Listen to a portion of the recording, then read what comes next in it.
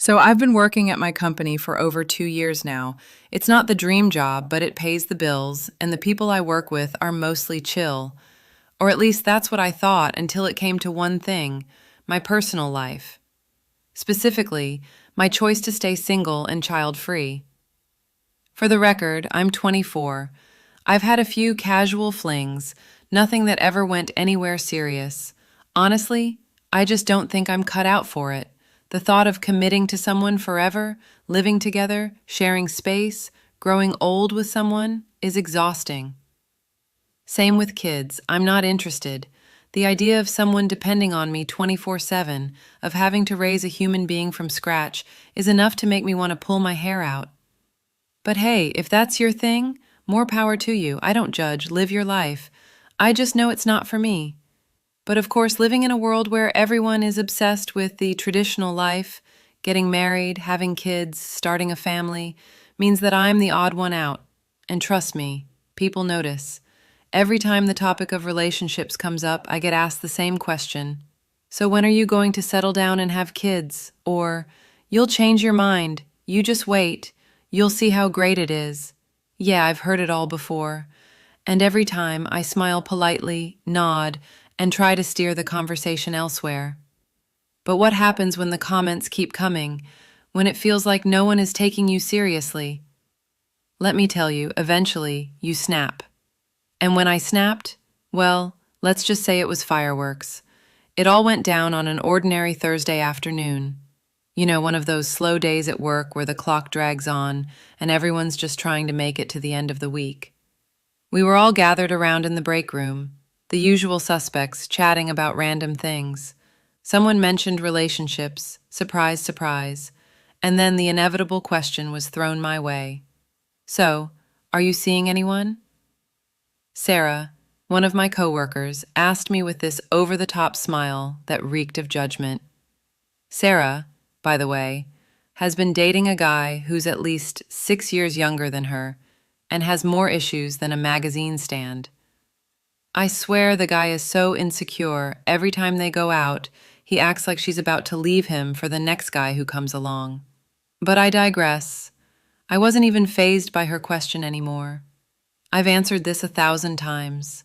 Nope, I'm not seeing anyone right now, I said, casually. But then Sarah's face lit up like she had just discovered some huge, scandalous secret. Oh, I get it. You're one of those women with too high standards. You think nobody is good enough for you, huh? Let me tell you, girls like you, you're gonna end up alone. The moment she said it, the whole room went a little quieter. I felt the heat rise in my cheeks, but I wasn't about to let this slide. I had been holding it in for so long, and that was the moment I decided I was done. I rolled my eyes and leaned back in my chair, crossing my arms over my chest. Honestly, being single sounds pretty peaceful to me. I'm not sure why people act like it's some kind of punishment. Just because I don't want a relationship doesn't mean I'm destined for a sad, lonely life. I threw her a look that made it clear I wasn't playing around. I wasn't the one to mess with on this subject. There was an awkward silence that followed. Everyone else in the room shifted uncomfortably, clearly not sure whether they were supposed to side with me or Sarah. The awkwardness hung in the air like a thick fog. Then came Mark. Ugh, Mark, the office dad, the guy who constantly talks about his kids as if they're the most important thing on the planet. If you've met one of these guys, you know exactly the type. The I have kids, therefore, I have life figured out guy. He's the one who thinks his kids are going to solve every problem for him, especially when he gets older. Out of nowhere, Mark decided to chime in. Well, okay, but when you're older and alone, who's going to take care of you? He said it so casually, as if this was the end-all, be-all of arguments. Who's going to take care of me when I'm old? Really? I felt my blood boil. I could already hear the condescending tone in his voice, like he was about to drop some ancient wisdom on me. I've got kids, so I'm set for life. That's the kind of energy he was giving off. I stared at him, and for a brief second, I felt like I was in a movie, like everything was moving in slow motion. I wasn't going to let this slide. Not this time. Wait, are you actually raising your kids like a retirement plan? I asked, loud enough for the entire room to hear. I could feel everyone's eyes on me, and I wasn't backing down. You're banking on them taking care of you when you're old. Is that your investment strategy? Because here's the thing. Kids don't owe their parents anything just because you had them. You chose to have them. It's not some obligation for them to care for you when you're old. If they choose to, that's love, not duty. There was this electric pause in the air. You could feel the shift in energy. I could see Mark's face turning red as he tried to find a response, but his mouth was moving like a fish. He wasn't prepared for that. None of them were. The others in the room were practically wincing, not sure whether to laugh or recoil. Then, I just couldn't hold it in. I burst out laughing.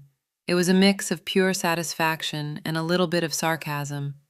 I threw my hands up, as if I had just dropped the mic, and said, I'm just saying. Boom. The tension in the room was so thick you could cut it with a knife. No one knew how to react.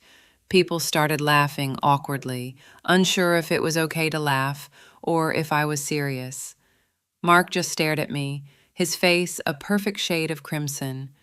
I felt like I had just dropped a truth bomb in the middle of the office. The energy shifted. People stopped talking about relationships, and the topic was quickly changed to something entirely unrelated. But I could feel the uncomfortable glances they threw my way, like I had shocked them out of their little bubble of conventionality. I went back to my desk, feeling a rush of adrenaline. Honestly, part of me felt empowered, like I had just taken control of the narrative. But another part of me wondered, did I go too far? Was I too harsh? Maybe I should have just nodded and let it go.